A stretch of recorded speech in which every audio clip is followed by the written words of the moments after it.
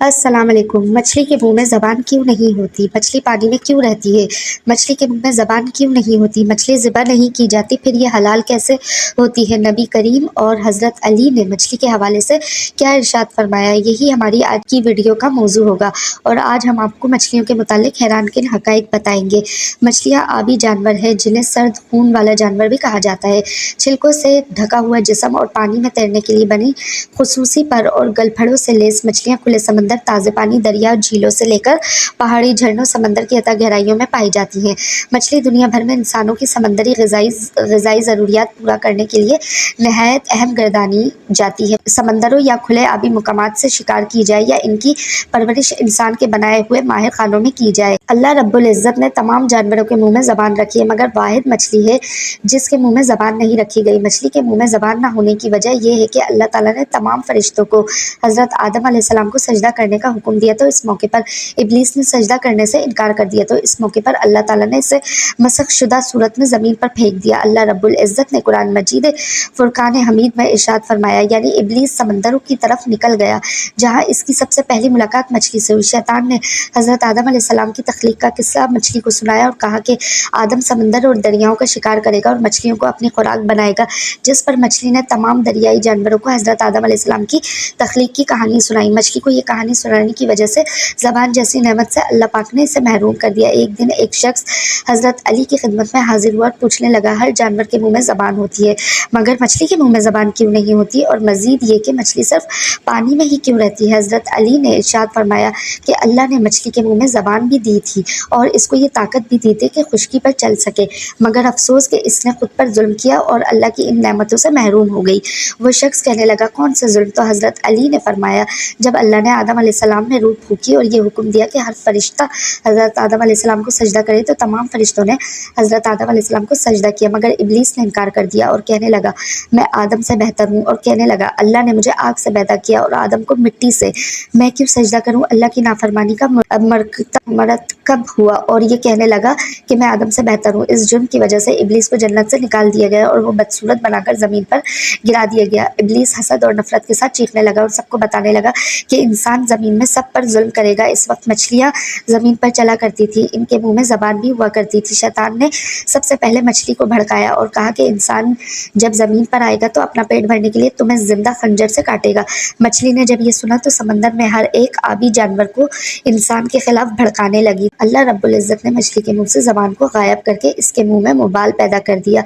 ये बात किताब मुकाशफतुल कुलूब के सफ़े नंबर 159 पर मौजूद है। ये हुक्म नाफिज कर दिया गया कि कोई इंसान तुम्हें जिंदा नहीं काटेगा, बल्कि तुम्हारी हद हमने पानी तक महदूद कर दी है। तुम जब भी पानी से बाहर निकलोगी खुद ही तड़पने लगोगी। इसीलिए मछलियाँ जब पानी से जुदा होती हैं तो तड़पने लगती हैं और इनका सारा खून इनके गले में आकर इकट्ठा हो जाता है। यही वजह है कि मछली को ज़िबा नहीं किया जाता। किसी भी जानवर को ज़िबा करना इसलिए वाजिब है कि जानवर का सारा खून गोश्त से अलग होकर बैठ जाए। अल्लाह रब्बुल इज़्ज़त ने मछली पर यह कानून नाफिज कर दिया कि वो पानी से जुदा होकर तड़पने लगती है और इसका सारा खून अल्लाह के हुक्म से इसके गले में आकर जमा हो जाता है और इसी वजह से मछली का गोश्त खून से पाक हो जाता है। अहनाफ के नज़दीक समंदरी मखलूक में से सिर्फ मछली का खाना हलाल है। मछली के अलावा किसी और समंदरी जानवर का खाना जायज़ नहीं है।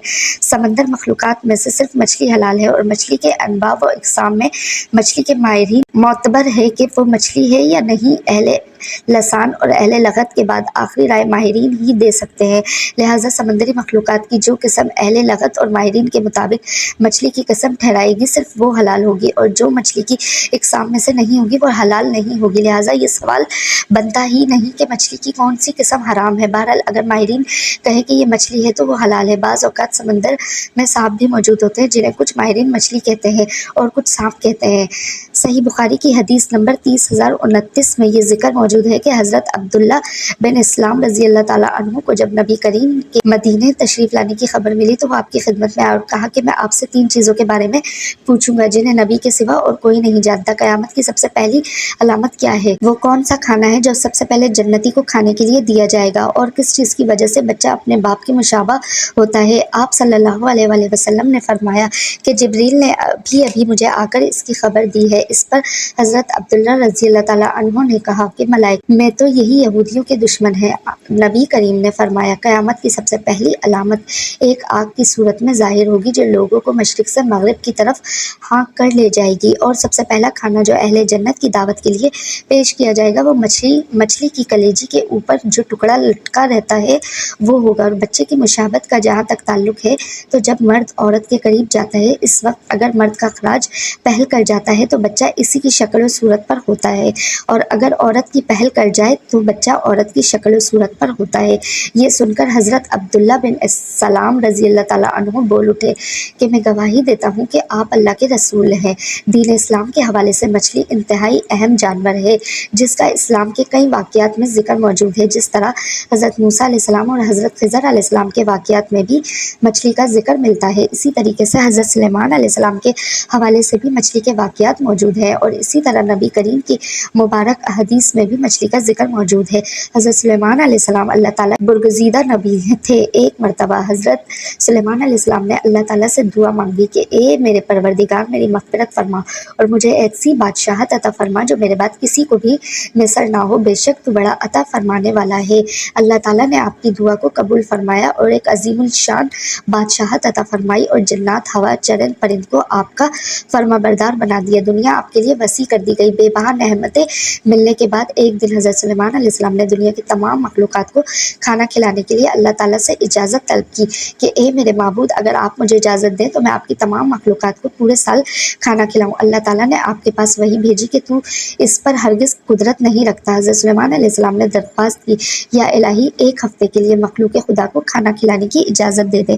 اللہ تعالیٰ کی طرف سے جواب ملا کہ تو اس کی بھی طاقت نہیں رکھتا۔ حضرت سلیمان علیہ السلام نے پھر درخواست کی کہ یا اللہ ایک دن کے لیے ہی اجازت دے دے۔ اللہ تعالیٰ نے وحی بھیجی تو اس کی بھی قدرت نہیں رکھتا، لیکن اللہ نے آپ کو مخلوق خدا کی ایک دن کی ضیافت کی اجازت فرما دی۔ اجازت ملتے ہی حضرت سلیمان علیہ السلام نے تمام جنات اور انسانوں کو حکم دیا کہ وہ تمام مخلوقات کی ضیافت کے لیے حلال جانور جمع کرے۔ آپ کا حکم ملتے ہی جنات اور انسانوں نے تمام حلال جانوروں کو ذبح کر کے بڑی بڑی دیگیں تیار کی۔ اللہ کے نبی کی طرف سے مخلوق خدا کے لیے اتنی بڑی ضیافت تھی کہ جس کا تصور کرنا بھی مشکل ہے۔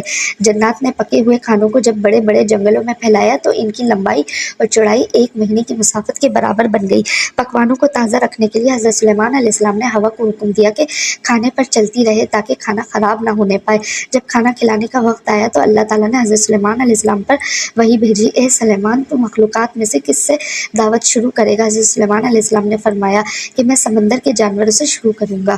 اللہ تعالیٰ نے بڑے سمندر کی ایک مچھلی کو حکم دیا کہ سلیمان علیہ السلام کی ضیافت میں سے کھائے۔ مچھلی نے سمندر کے پانی میں سے سر باہر نکالا اور کہا، اے سلیمان میں نے سنا ہے کہ آپ نے ضیافت کا دروازہ کھول دیا ہے اور آج میری ضیافت آپ کریں گے۔ حضرت سلیمان علیہ السلام نے فرمایا ایسا ہی ہے، اور اب تو کھانا شروع کر۔ یہ سن کر مچھلی آگے بڑھی اور دسترخوان کے ایک سرے سے کھانا شروع کر دیا۔ مچھلی نے ایک ہی ساتھ میں مہینوں مسافت تک پھیلا ہوا کھانا کھا لیا، لیکن اس کا پیٹ مکمل طور پر بھر نہ سکا۔ اس نے آواز لگائی، اے سلیمان مجھے کھانا کھلاؤ تاکہ میری بھوک ختم ہو سکے۔ یہ منظر دیکھ کر حضرت سلیمان علیہ السلام نے حیرانگی سے فرمایا، تو سب کچھ کھا گئی ہے اور ابھی بھی تیرا پیٹ نہیں بھرا؟ یہ سن کر مچھلی بولی، کیا مہمان کے لیے میزبان کا ایسا جواب ہوتا ہے؟ اے سلیمان خوب جان لے کہ جتنا کھانا آپ نے پکوایا ہے اتنا میرا اللہ مجھے دن میں 3 مرتبہ دیتا ہے، جبکہ آج آپ کی ضیافت میرے روزمرہ کھانے میں کمی کی وجہ بن گئی۔ یہ سن کر حضرت سلیمان علیہ السلام بارگاہ الہی میں سجدہ ریز ہو گئے اور کہنے لگے، پاک ہے وہ ذات جو مخلوقات کی روزیوں کے ساتھ کفالت کرنے والی ہے کہ جہاں سے مخلوق جانتی بھی نہیں ہے آتا کہاں سے ہے۔